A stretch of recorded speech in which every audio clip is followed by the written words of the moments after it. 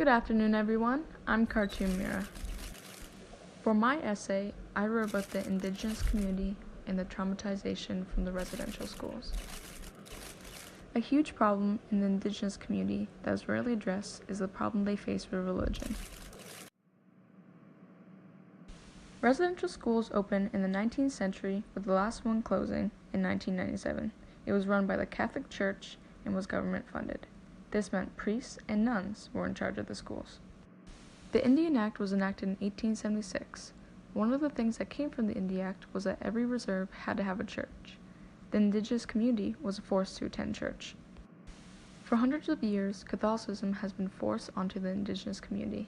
This is a big problem because they already believed in a religion, which was Aboriginal spirituality.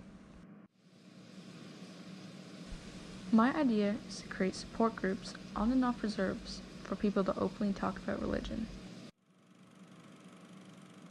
These groups can be held at community centers and sometimes even at churches.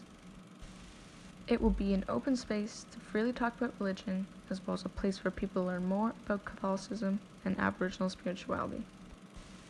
Things like Bible readings, reading stories about the Creator, painting, drum circles, singing, and other events will happen during these sessions. Most importantly, it is a place where Indigenous people can go to openly talk and learn about religion. I know the support group would be a great thing for the Indigenous community. This is something I've struggled with myself. My granny was a part of the residential schools.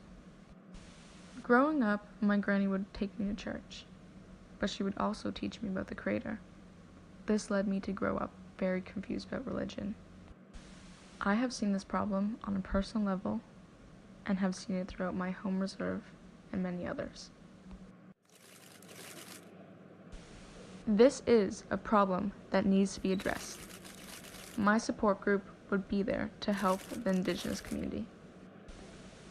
Thank you for listening.